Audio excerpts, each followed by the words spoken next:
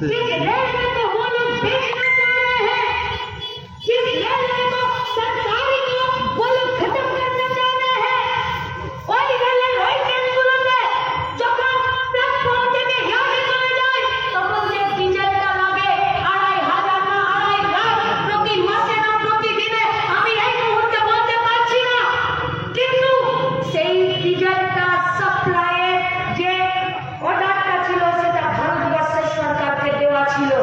ये अंबानी अडानी का खेल देखिए, मोदी और शाह मिलकर भारतवर्ष के ওই ডিজেলের অর্ডারটা না দিয়ে আম্বানি আর আদানিকে দিয়ে দিল।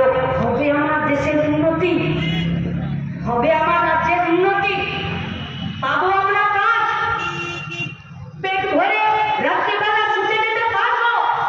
পেটে খিদে থাকবে, হাতে কাজ থাকবে না, চোখের সামনে দেখবো মা বাপ অসুস্থ হচ্ছে, চোখের সামনে দেখবো না খেতে পাওয়া লোকের সংখ্যা বাড়ছে, চোখের সামনে দেখবো প্রতিটা দিন আমাদের বস্তিগুলো, আমাদের গ্রামগুলো, আমাদের পাড়াগুলো গরিব হচ্ছে।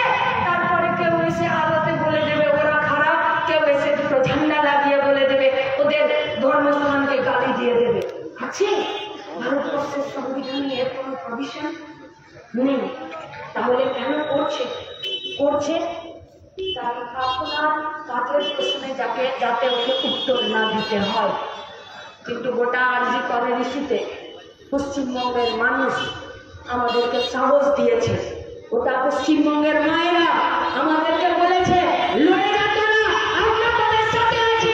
14 তারিখে রাত যদি দখল করতে পারি তাহলে আর দিনের বেলাটা গোটা পশ্চিমবঙ্গের রাস্তা দখল হবে, যেখানে শুধু মানুষের জমায়েত হবে, কে হিন্দু কে মুসলমান হবে না।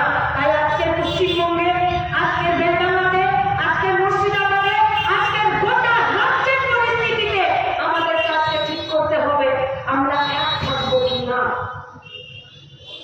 আমরা রুটির কথা বলবো কিনা, আমরা রুচির কথা বলবো কিনা, আমরা জিনিসপত্রের দামের কথা বলবো কিনা, আমরা প্রতিদিন বেঁচে থাকার জন্য, মানুষের মতো বেঁচে থাকার জন্য আমাদের হেলথ সেন্টারগুলোর কথা বলবো কিনা, আমাদের আইসিডিএস থেকে আমাদের পাড়ায় পাড়ায় পোয়াটি মাগুলোর জন্য যারা ডাল ভাত মুসুরির ডাল সোয়াবিন আর ডিম সেদ্ধর কথা বলবো কিনা, নাকি প্রতিদিন ভয় পাবো যে কোথায় যাবো, কার দোকানে যাবো, চাচার দোকানে গেলে চাচা মারবে না তো,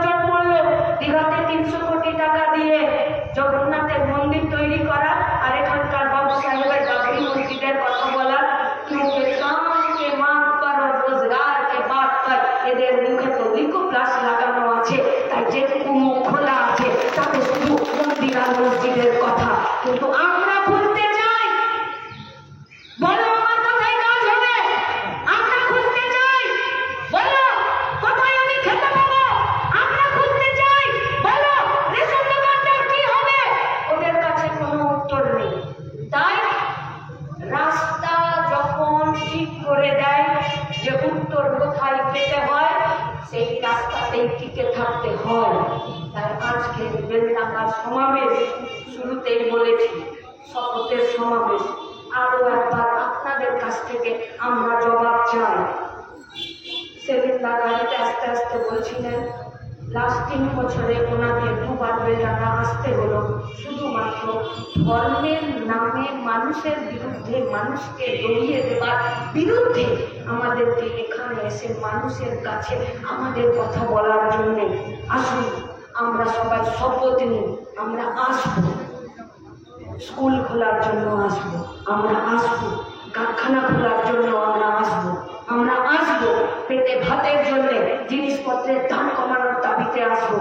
এরপর যাতে এই বেলডাঙ্গার মানুষ আমরা ঠিক করে নিই, এরপর যাতে আর কোনোদিন সাম্প্রদায়িক দাঙ্গা বা হিন্দু মুসলমানের দাঙ্গার নামে যাতে এই বেলডাঙ্গাকে আর কেউ আমাদের মুখে কালি না ফুটে দিতে পারে, সেই শপথ, সেই প্রতিজ্ঞা, সেই কথা আজকে আমাদেরকে সমাবেশ থেকে দিতে হবে।